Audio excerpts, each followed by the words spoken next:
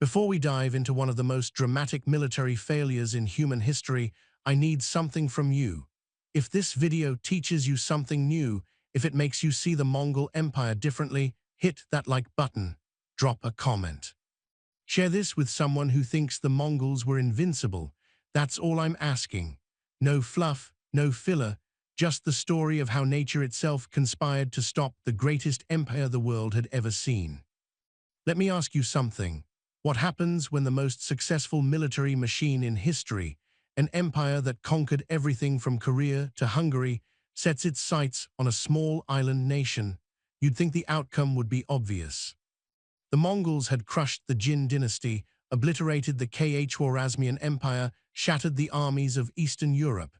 They didn't lose, they didn't retreat, they rolled over civilizations like a force of nature.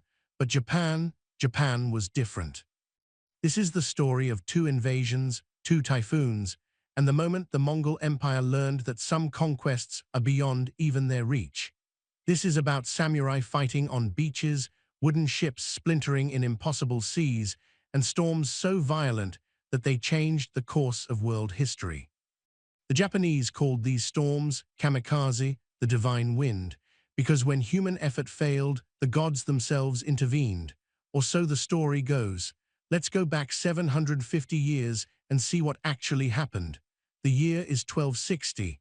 Kublai Khan has just become the great Khan of the Mongol Empire. He's not like his grandfather Genghis. He's more sophisticated, more interested in administration than pure conquest. But make no mistake, he's still a conqueror. He's already absorbed most of northern China. Korea has bent the knee after decades of brutal resistance.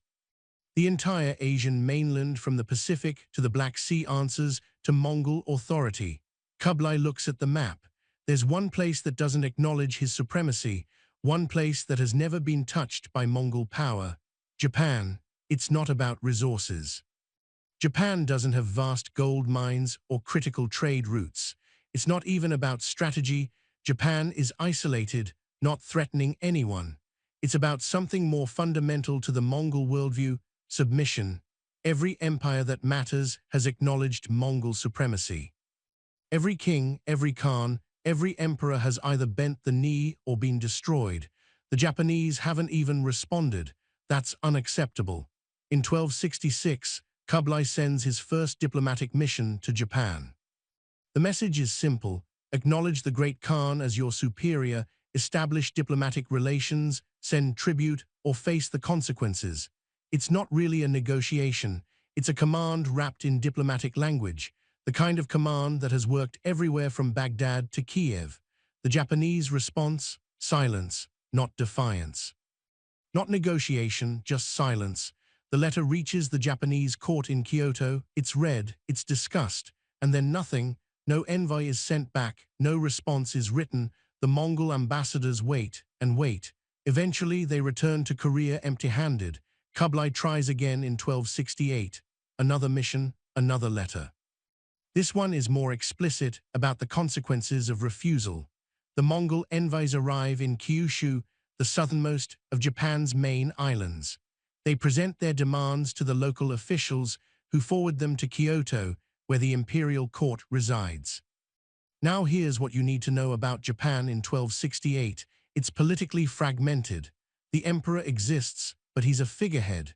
Real power rests with the Kamakura shogunate, the military government established by Minamoto no Yoritomo back in 1192. The shogun is the military dictator. But even the shogun is not absolute. Behind him stands the Hojo clan, who serve as regents and hold actual power. The man making decisions is Hojo Tokimune. He's only 18 years old in 1268, but he's the shikken, the regent, and this Mongol letter lands on his desk. The Japanese leadership is divided. The emperor and his courtiers urge caution. The Mongols are distant.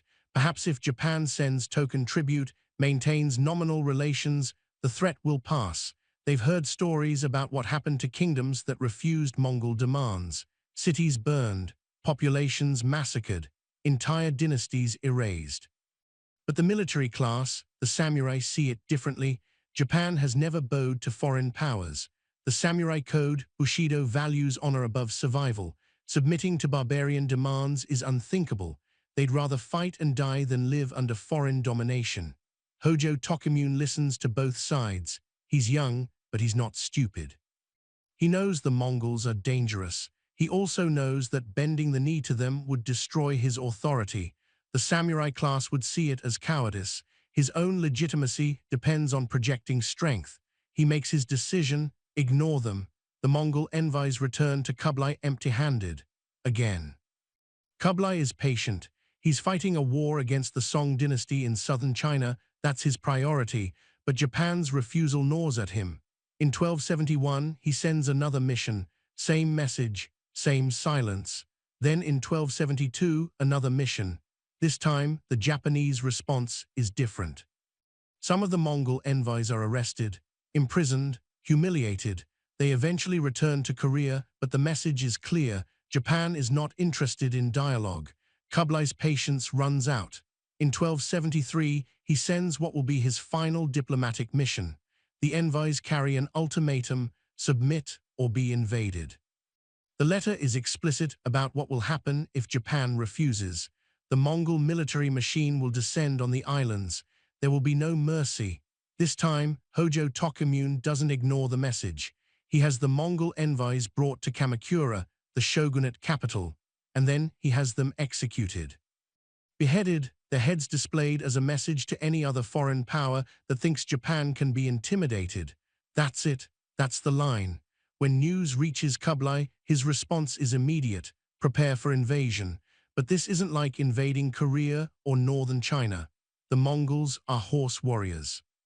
Masters of the steppe. They've conquered vast territories by moving faster than their enemies, by using mobility and archery to devastating effect. But Japan is an island, separated from the mainland by over 100 miles of open water, the Tsushima Strait. The Mongols will need ships, lots of ships, and sailors who know how to use them. Kublai turns to his newly conquered subjects, the Koreans. Korea has been under Mongol control since 1259, after decades of resistance. The Koreans fought hard, but eventually they submitted. Now they're being asked to provide the means for another conquest. They have shipbuilding expertise, they have ports, they have experienced sailors, and they have no choice. The Koreans are ordered to construct a fleet, not a small fleet, hundreds of ships, supply vessels, troop transports, warships. They're also required to provide thousands of soldiers to serve in the invasion force. The Mongol military tradition is to incorporate conquered peoples into their armies. It's efficient, it spreads the burden, and it means conquered peoples help conquer others, cementing their submission. The Korean king, Wonjong, has no choice but to comply, but he's not happy about it. Korea has just emerged from decades of war. The population is exhausted, resources are depleted, and now they're being forced to build an invasion fleet to attack a neighbor who never threatened them. The shipbuilding begins in 1273. Korean shipyards along the southern coast are mobilized. Forests are cleared for timber. Entire villages are conscripted for labor.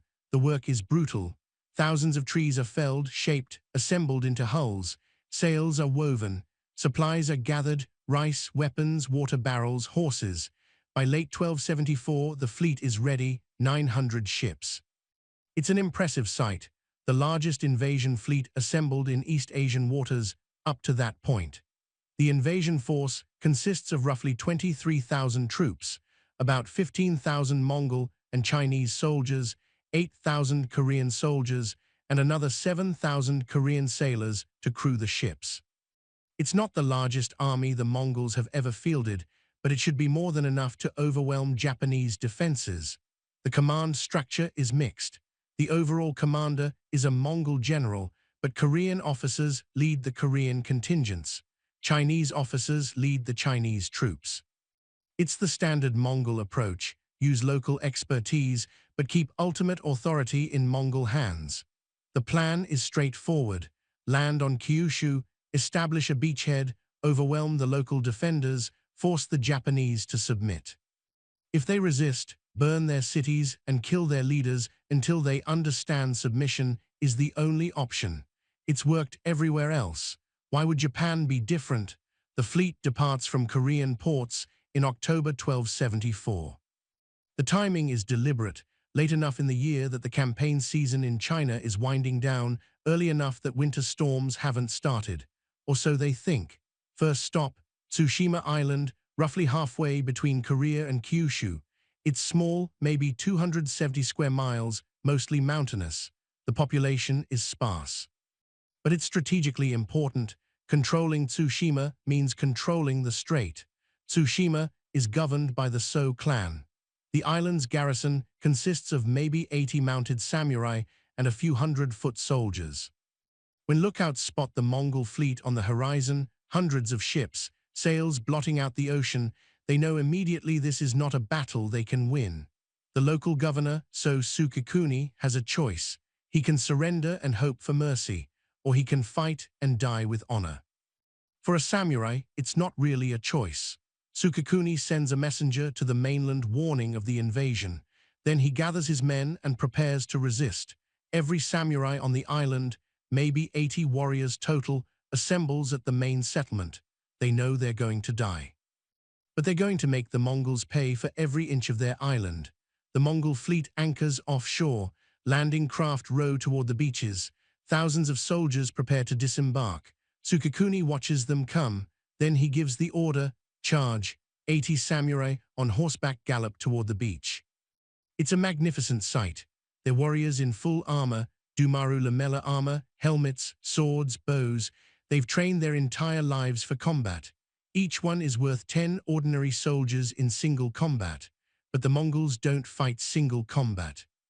The Mongol troops landing on the beach are a mix of cavalry and infantry. The infantry form up quickly, shields in front, spears and polearms bristling. Behind them, archers nock arrows. Mongol composite bows have a longer range than Japanese bows. They're made from wood, horn and sinew, laminated together. They're recurved, which stores more energy. A Mongol archer can hit a target at 300 yards. A Japanese archer is effective at maybe 150. The samurai charge into range. The Mongol archers open fire. Arrows fall like rain, not individual shots aimed at individual targets. Volley fire, coordinated. Dozens of arrows falling on the same spot simultaneously. Samurai fall from their horses, others press forward. They close the distance. They're fast. But the Mongols have something else the Japanese have never seen: explosive projectiles. The Tetsuhao, literally iron bomb, is an early grenade. It's a ceramic or iron shell packed with gunpowder. A fuse is lit. The bomb is thrown or launched. When it detonates, it creates a massive noise, smoke, and shrapnel. It doesn't kill many people directly. The explosive force is weak compared to modern grenades, but it terrifies horses. It disorients soldiers, and it marks targets for Mongol infantry. The samurai charge hits the Tetsuhao bombardment. Horses panic. Riders are thrown.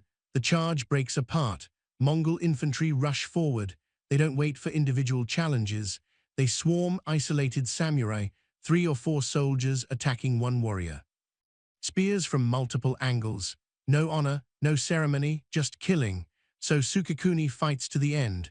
Chronicles record that he killed dozens of enemies before he fell. But he falls. All of his men fall. Tsushima is overrun in a single day. The Mongols don't just kill the garrison. They go through the entire island. Villages are burned. Civilians are killed or enslaved. Women are tied to the sides of ships. A deliberate humiliation, a terror tactic. The message is clear. This is what resistance looks like. Submit or die. Next stop, Iki Island, about 40 miles south of Tsushima, closer to Kyushu. Iki is slightly larger, slightly more populated. The garrison is led by Taira Kagetaka, another local governor with maybe 100 samurai under his command. Kagetaka has heard what happened at Tsushima. He knows the Mongols are coming. He orders the women and children to evacuate inland. Then he prepares his defenses. When the Mongol fleet arrives, he's ready. The battle follows the same pattern. The samurai fight bravely. They launch desperate charges. They inflict casualties. But they're overwhelmed by numbers, by tactics, by technology they don't understand. Kagetaka's wife, Princess Seo, sees the defenses crumbling. She knows what's coming. Rather than face capture, she gathers the women who couldn't evacuate, over 200 women and children. She leads them to a cliff overlooking the sea, and then she leads a mass suicide. They jump together. Ikki falls. The Mongols enslave the survivors. The fleet moves on. By early November 1274, the invasion fleet reaches Hakata Bay on Kyushu's northern coast. Hakata is a major port city, one of the most important trading centers in western Japan. The bay provides a natural harbor. If the Mongols can establish a base here, they can bring in reinforcements, build supply lines, stage operations deeper into Japan. From Hakata, they can march inland toward Kyoto and force the entire country to submit. The Japanese are ready, sort of. Word of Tsushima's fall reached Kyushu weeks earlier. Hojo Tokimune issued emergency orders. Every samurai in Kyushu must prepare to resist. Coastal defenses must be strengthened. Supplies must be stockpiled. The Mongols must not gain a foothold on the main islands, but prepared is relative. The Japanese have no unified command structure, no centralized military strategy. Kyushu is controlled by various samurai clans, the Shoni, the Otomo, the Kikuchi, dozens of smaller houses. Each controls their own territory, each commands their own retainers. Some are ready to fight, others are still mobilizing. There's no time for proper coordination.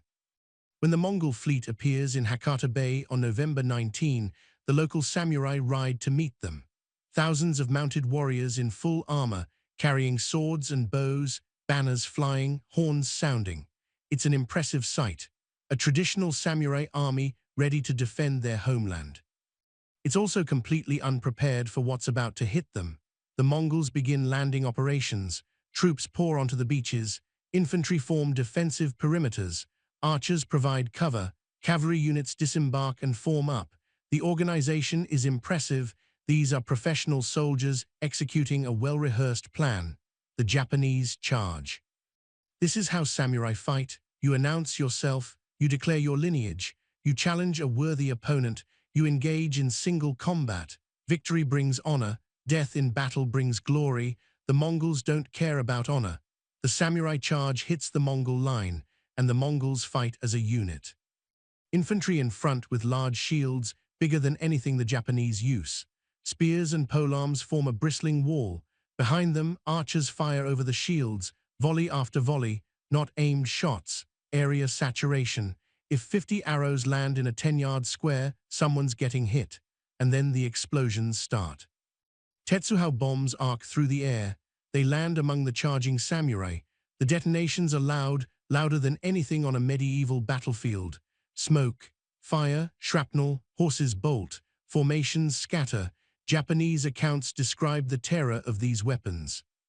One samurai chronicle, the Moko Shurei Ekatoba, a pictorial scroll depicting the invasions, shows warriors and horses fleeing in panic as explosions rip through their ranks. The artist draws the bombs as spherical objects trailing smoke, detonating with stylized clouds. The text describes the sound as like thunder and says the warriors had never experienced anything like it. The samurai are brave. Individually, they're superb warriors, but bravery is not enough. The Mongols fight differently. They don't seek individual glory, they seek victory.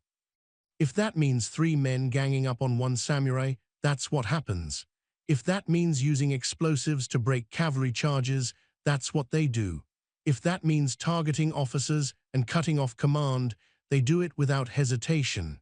The Japanese are pushed back from the beaches.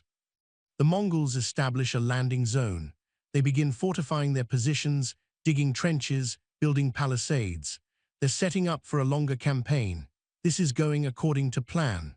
One samurai, Takezaki Tsunaga, later commissioned the Moko Shurei Ekatoba scroll to document his own actions during the battle. In the scroll, Tsunaga is shown charging the Mongol forces nearly alone, his horse struck by arrows, explosions going off around him. He's wounded but survives. The scroll depicts him seeking recognition from the shogunate for his bravery, because without official recognition, his valor means nothing. It's a fascinating glimpse into samurai psychology. They fought desperately, but they also needed their lords to witness and acknowledge their courage. The fighting continues all day. The Japanese launch multiple counterattacks. They're trying to drive the Mongols back into the sea. They inflict casualties. The Mongols aren't invincible, and samurai in close combat are dangerous. But every charge is broken up by arrows and explosives. Every Japanese advantage in individual skill is negated by Mongol numerical superiority and coordinated tactics. As evening approaches, both sides are exhausted.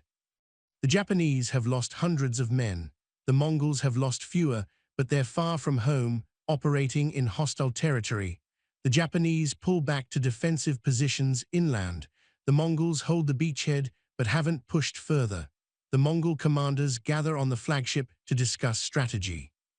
They've landed successfully. They've defeated the initial Japanese response, but they haven't broken through. The Japanese are still organized, still fighting. Tomorrow they'll try to push inland, establish a perimeter, begin the real campaign. But as night falls on November 19, the weather changes. The wind picks up. The sea, which has been relatively calm, begins to churn. Waves grow higher. The ships anchored in Hakata Bay start to rock violently. The Mongol fleet is vulnerable. Hakata Bay is wide open to the northwest, the direction from which the wind is now blowing. The anchorage is exposed.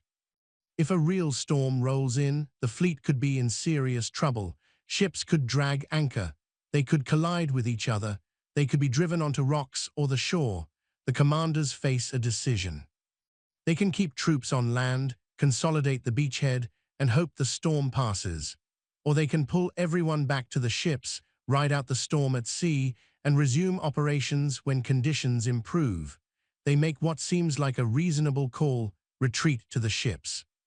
It's safer to keep the army together, under command, ready to land again once the weather clears.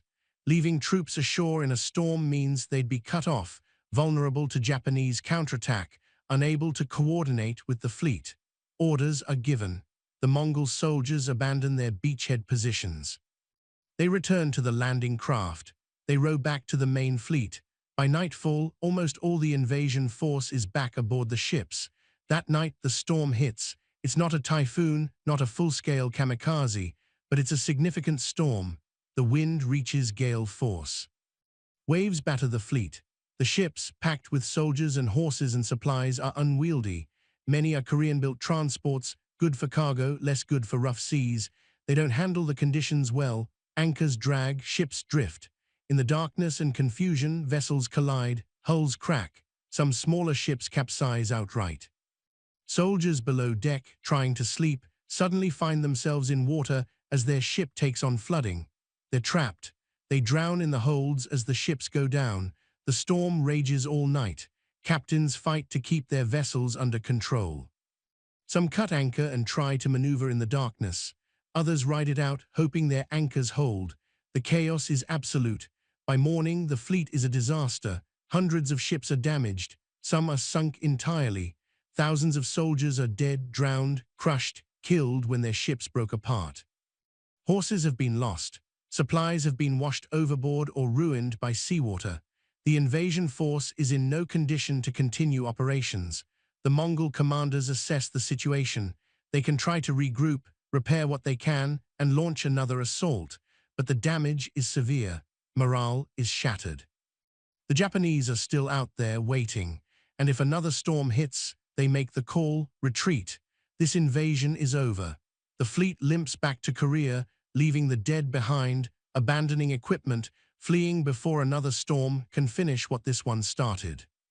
The Japanese, watching from shore, can barely believe it. They'd been losing the battle. The Mongols had superior tactics, superior coordination, superior technology. The samurai had fought with everything they had, and it wasn't enough. The Mongols had established a beachhead. They were going to push inland. Japan was going to fall, and then the storm came, and the enemy left. The only explanation that makes sense, the only explanation that fits the Japanese worldview, is divine intervention. The gods, the kami, sent the wind to protect Japan.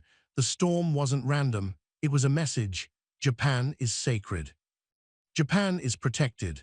Foreign invaders will not succeed here. The term kamikaze doesn't come into popular use until later, but the concept is born here. The divine wind that protects Japan from foreign invasion becomes a foundational myth of Japanese national identity. But in Kublai Khan's court in China, there's no talk of divine intervention. There's only talk of failure. The invasion was supposed to be straightforward. Land, overwhelm the defenders, force submission. Instead, the Mongols retreated after barely establishing a beachhead. Ships were lost, men were lost, and Japan remains defiant. Kublai is furious, but he's also pragmatic. The 1274 invasion was a probe. Now he knows what he's facing. He knows the Japanese will fight. He knows the waters are dangerous. He knows what's needed: a bigger fleet, more soldiers, better preparation, overwhelming force. He orders a second invasion. This time there will be no mistakes. This time Japan will fall. Over the next 7 years, preparations intensify. Kublai is busy with other matters. The final conquest of the Song dynasty in southern China takes until 1279.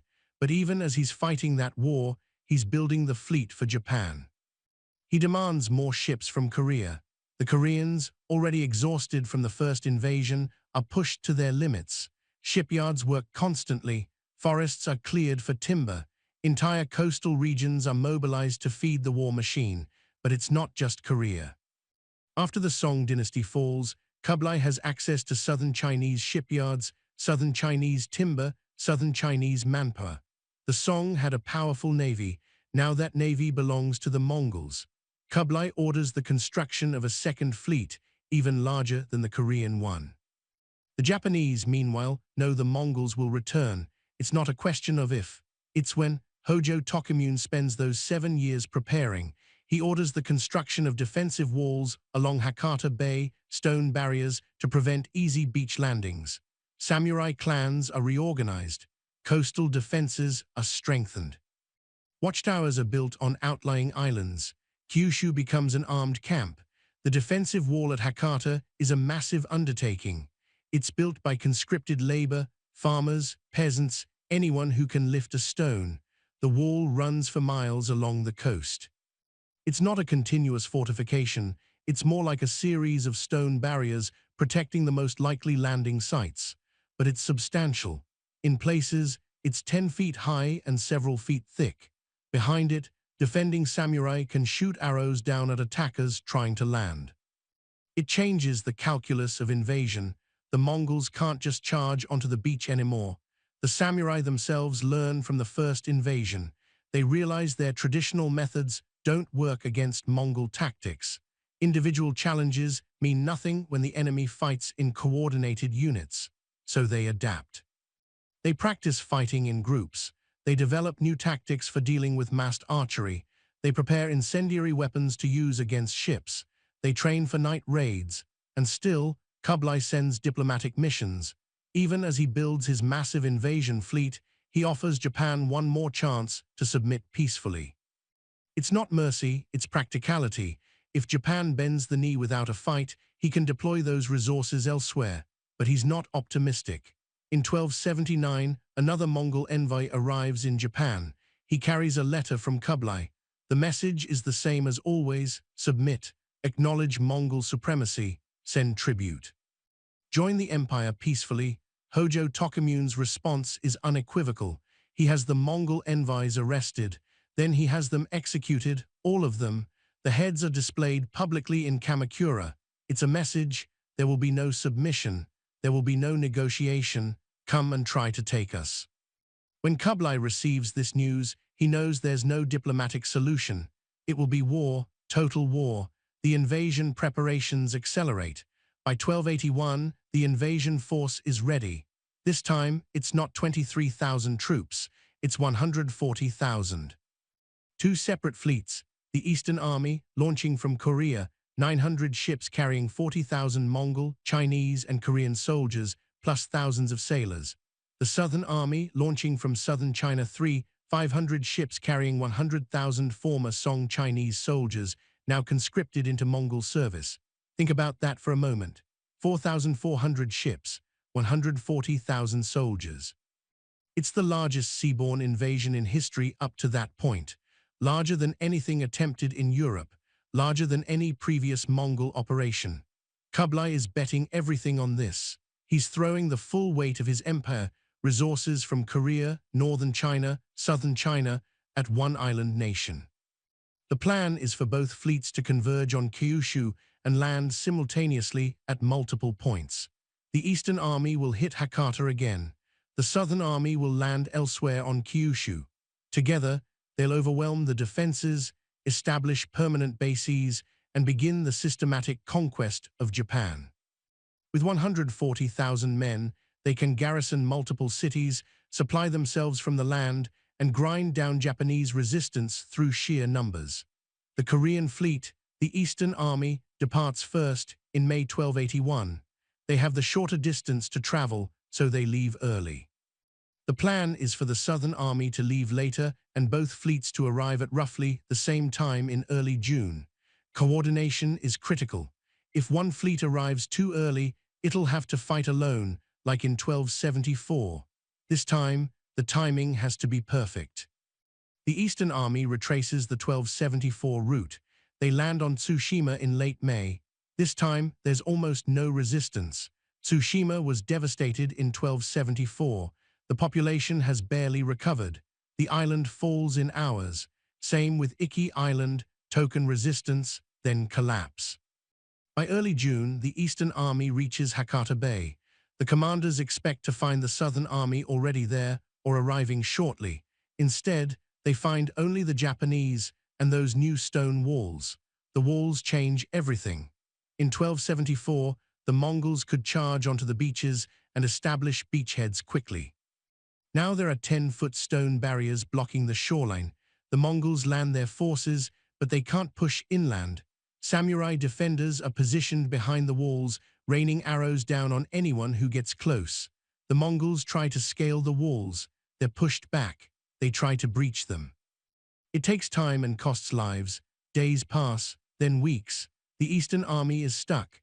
They control parts of the shoreline, but they can't break through the defensive perimeter. They're fighting from their ships, which is miserable, cramped, hot, supplies running low, disease starts spreading, dysentery, food poisoning from spoiled rations. The soldiers are demoralized. Where is the Southern Army? They were supposed to be here by now. The two fleets were supposed to overwhelm the Japanese together. Instead, the Eastern Army is fighting alone. Again, the Southern Army is delayed. Coordinating 3,500 ships is a logistical nightmare. Getting 100,000 men organized, supplied, and loaded onto vessels takes longer than planned. Many of the Southern Army soldiers are former Song Chinese. They've just been conquered by the Mongols. They don't want to be here. They're being forced to fight for their conquerors against another nation. Morale is low. Discipline is shaky. The Mongol commanders have to use harsh measures to keep the fleet together. The Southern Army finally departs southern China in late June. They're 3 weeks late, but they're coming 500 ships sailing north toward Kyushu. It's still an overwhelming force. When they arrive, the combined Mongol fleet will be unstoppable. Meanwhile, the Eastern Army continues trying to break through at Hakata. The fighting is brutal. The Japanese have learned from 1274. They don't just defend the walls, they counterattack. Small boats, swift Japanese raiding craft manned by local fishermen and samurai, attack the Mongol fleet at night. They're fast and maneuverable. They slip between the larger Mongol vessels, board ships, kill sailors, set fires, then escape before the Mongols can respond. One famous raid is led by Kono Mikari, a samurai from Shikoku. He and his men attack at night, boarding a Mongol command ship. They fight their way to the commander's cabin, kill several Mongol officers, then escape with captured banners as proof. It's the kind of individual heroism samurai crave, daring, honorable, glorious, but more importantly, it's effective. The night raids disrupt Mongol operations, destroy supplies, lower morale. The Mongols are frustrated. They have overwhelming numbers, but they can't bring that advantage to bear. They're stuck on ships, unable to maneuver, unable to deploy their cavalry effectively, constantly harassed by Japanese raiders. It's a nightmare scenario. Finally, in late June, the Southern Army arrives. The two fleets meet near Takashima, a small island just off the Kyushu coast. Together, they represent over 4,000 ships and 140,000 men. It's the largest military force ever assembled in a single location in East Asian history. The Mongol commanders are relieved. Now they can coordinate the final assault. Both armies will land simultaneously. The Japanese defenses, which held against the Eastern Army alone, won't be able to hold against 140,000 men attacking from multiple directions. Tomorrow, or the day after, once they've coordinated the plan, they'll launch the assault. Japan will fall, but the timing is terrible. It's late June, almost July. Typhoon season in the Western Pacific runs from May to November, with peak activity in August and September. The Mongols are aware of this. The commanders have been urging speed, trying to complete the invasion before the dangerous weather arrives. But the delays have pushed them right into the most dangerous period. On June 30, there's a planning meeting aboard the flagship. The commanders are arguing. Some want to attack immediately. They've been waiting too long. The men are suffering. They need to get on land and establish bases before the weather deteriorates. Others want to wait a few more days. Better to coordinate properly than rush in and repeat the mistakes of 1274. While they argue, the Japanese are watching. They see the massive fleet anchored off their coast. They know what's coming. They pray, they prepare, they wait for the final assault. July arrives. The weather is hot, humid, oppressive. The Mongol soldiers packed onto ships are miserable. Water supplies are running low. Food is spoiling in the heat. The smell below decks is overwhelming. Thousands of men, horses, inadequate sanitation. Men are getting sick. The commanders know they need to attack soon or the army will fall apart from disease and demoralization. Orders are given, prepare for the final assault. Every ship, every unit.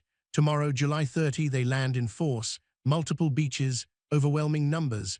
The stone walls won't matter when 140,000 men hit them simultaneously. That night, July 30, 1281, the storm arrives. It starts as wind, strong wind from the south. Then the rain comes, heavy driving rain. Then the seas rise, waves build, first 10 feet, then 20, then 30. This isn't like the 1274 storm. This is a typhoon, a massive, violent, catastrophic typhoon.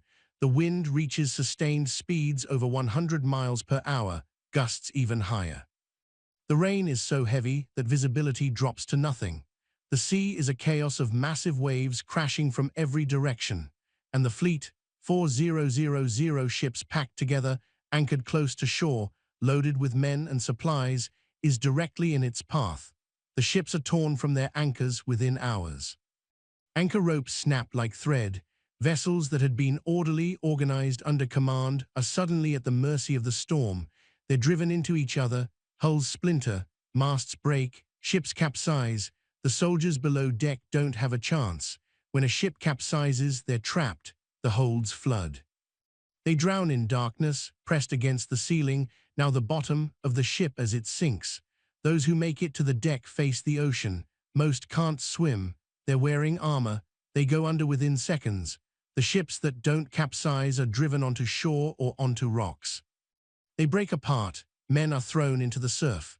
The waves smash them against debris, against rocks, against each other. The beach becomes a graveyard, bodies, broken wood, drowning men being pulled under by the undertow. The typhoon rages for 2 days, July 30 and 31, then into August 1. For 48 hours, the storm tears the Mongol fleet apart. There's nothing the commanders can do, no orders to give, no tactics that work against a typhoon. They can only hold on and hope to survive. When the storm finally passes on August 2, the destruction is absolute. The Mongol fleet is gone, not damaged, not scattered, gone. The sea is covered with debris, shattered hulls, floating bodies, dead horses, supplies bobbing in the waves. The beach is littered with wreckage for miles. Conservative estimates based on Chinese and Korean records suggest 50–70% of the ships were destroyed. That means 2,000 to 3,000 ships sunk, with 140,000 men aboard, and assuming most couldn't swim, Casualty estimates range from 60,000 to 100,000 dead. It's one of the deadliest natural disasters in military history. More men died in that typhoon than in most medieval battles combined. The survivors are scattered. Some ships managed to ride out the storm and are now limping back toward Korea or China. Others are wrecked on Kyushu's shore, their crews stranded in hostile territory. Maybe 20,000 to 40,000 Mongol soldiers survived the typhoon. They're scattered, demoralized, leaderless, and surrounded by Japanese forces.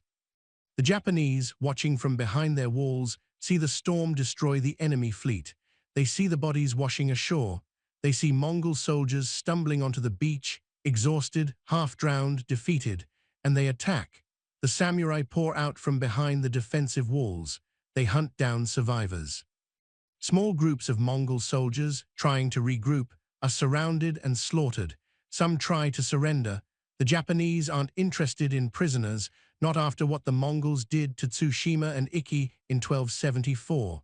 This is revenge. The killing goes on for weeks. Japanese patrols scour the coastline, finding pockets of Mongol survivors hiding in caves, in forests, in abandoned villages. Some are enslaved, most are executed. Korean and southern Chinese conscripts, who never wanted to be there, who were forced to fight for the Mongols, are sometimes spared. The Japanese recognize that these men were victims too, but Mongol officers, Mongol soldiers, they're shown no mercy. By mid-August, it's over. The remnants of the invasion force that managed to escape make it back to Korea or China. The fleet is destroyed. The army is annihilated. The second invasion has failed. Catastrophically, Kublai Khan receives the news in his capital. The largest military operation in Mongol history, the culmination of years of preparation, the deployment of resources from across his empire, all of it destroyed by a storm. Over 100,000 men dead, thousands of ships lost. And Japan is still unconquered, still defiant. Kublai is reportedly devastated. He's in his 60s now. He's spent his life conquering. He defeated the Song dynasty. He controls the largest empire on earth, and he cannot conquer one island nation. He considers a third invasion. Plans are actually drawn up in 1283, but they never materialize. The costs are too high, the logistics too difficult, the memories of the typhoon too fresh, and there are other problems: rebellions in Mongolia, wars in Southeast Asia, administrative challenges in China. Japan is not worth bankrupting the empire. The order is never given. The Mongols will never invade Japan again. For the Japanese, the interpretation is immediate and unshakable. The Kamikaze, the divine wind, saved them, not once but twice. In 1274, a storm scattered the invasion fleet. In 1281, a typhoon destroyed it. This cannot be coincidence. This is proof that Japan is protected by the gods. The kami themselves intervene to save the nation. The belief becomes central to Japanese identity. Japan is special. Japan is sacred. Foreign invaders will always fail because the gods will not allow Japan to fall. This belief persists for centuries. It shapes Japanese foreign policy, Japanese culture, Japanese self-understanding. Even into the 20th century, the kamikaze myth influences Japanese military thinking, culminating in the World War II kamikaze pilots, named after the divine wind, sacrificing themselves to protect Japan from invasion. But here's the thing: the storms were real, but they weren't miracles. They were weather. Typhoons hit that region regularly in late summer. The Mongols knew the risks. Korean advisors certainly knew Korea gets hit by typhoons too, but the Mongols invaded anyway. They delayed. The Southern Army was 3 weeks late. By the time both fleets converged, it was late June, heading into July, typhoon season. The gamble was that they could complete the invasion before a storm hit. They lost that gamble. The 1274 storm was smaller, more like a bad gale. But it hit because the Mongols were still at sea, anchored in an exposed bay, unable to retreat to safe harbor. The 1281 typhoon was catastrophic, but it struck because the Mongols were still at sea in late July, packed together, vulnerable. If the Southern Army had arrived on time, if both fleets had landed in early June as planned, If they'd overwhelmed the Japanese defenses and established land bases before typhoon season, maybe it would have been different, but they didn't, and the storms came. And the Mongols paid the price for poor timing and bad luck. The Japanese like to say the gods saved them, and maybe, from a certain perspective, they did, but the gods had help. The samurai fought with incredible determination. The defensive walls worked. The night raids disrupted Mongol operations. The Japanese forced the Mongols to stay at sea longer than planned. They delayed them. They held them off just long enough. And when typhoon season arrived, nature finished what the samurai started. It's not really a story of divine intervention. It's a story of a determined people using every advantage, terrain, tactics, will to resist, to hold out until the environment itself became their ally. The Mongols were the greatest conquerors in history, but they couldn't conquer geography. They couldn't conquer weather. They couldn't outmaneuver a typhoon. The failure to conquer Japan is one of the great what-ifs of history. If the invasions had succeeded, if the storms hadn't come, if the timing had been better, if the Mongols had established a permanent presence in Japan, the entire course of Japanese history would have been different. The Mongols brought change wherever they conquered. They imposed administrative systems. They facilitated trade across the Silk Road. They spread technologies, ideas, cultural practices. China under Mongol rule became more cosmopolitan, more connected to Central Asia and the Middle East.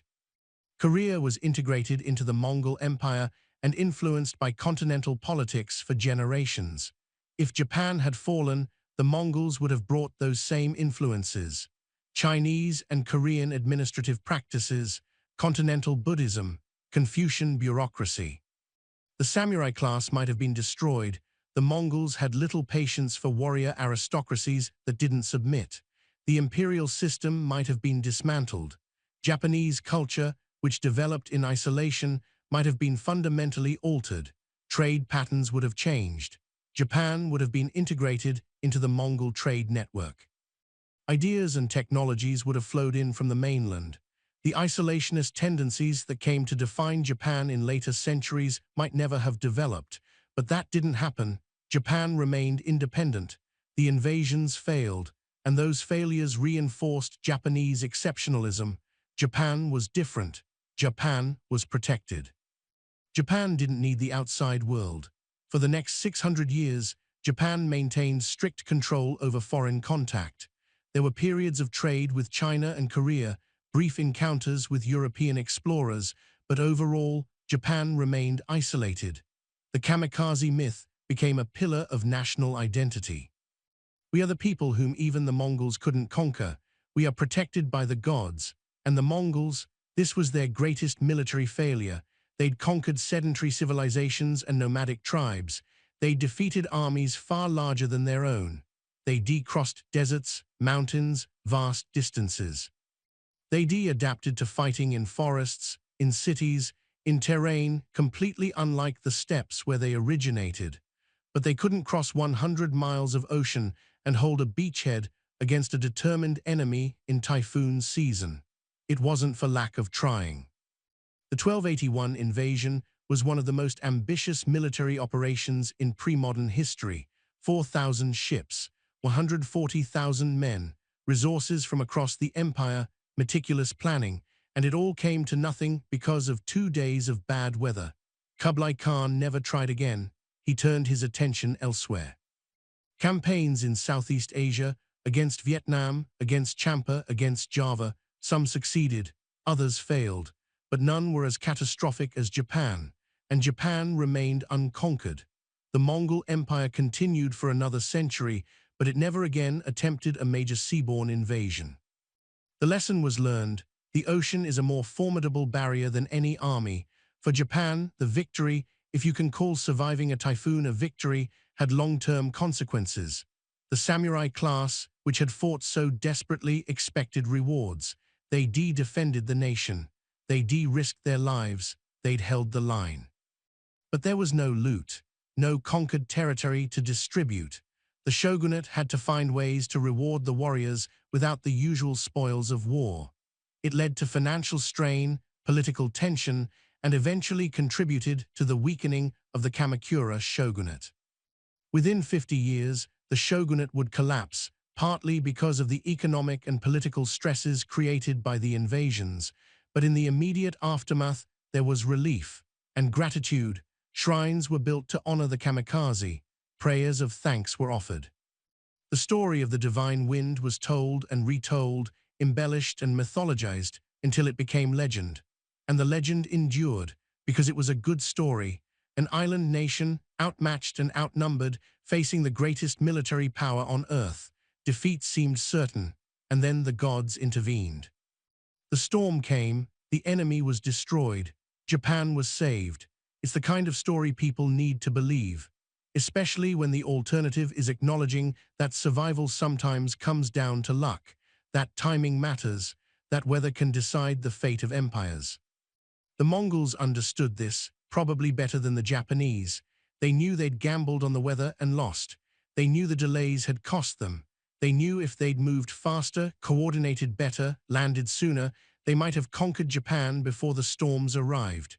But they didn't, and Japan survived. History has few ironies sharper than this.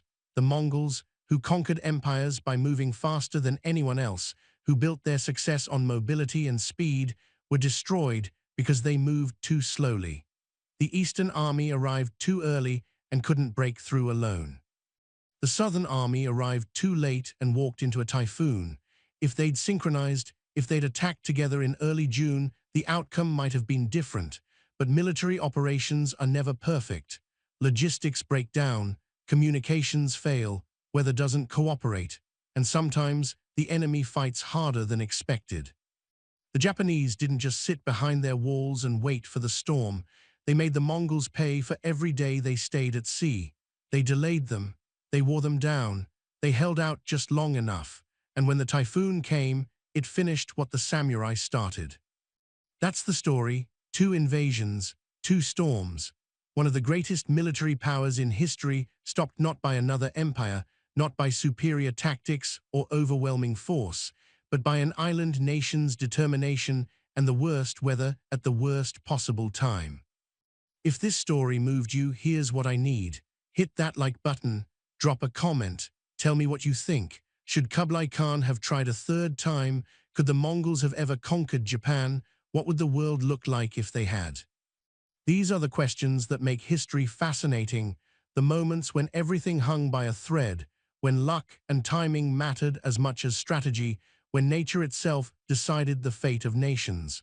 This is the kind of history they don't teach in schools. Not the sanitized version, not the oversimplified narrative, but the real story, messy, complicated, brutal, and ultimately unknowable. We can read the chronicles, we can study the sources, but we'll never know what it felt like to be a samurai watching that fleet appear on the horizon.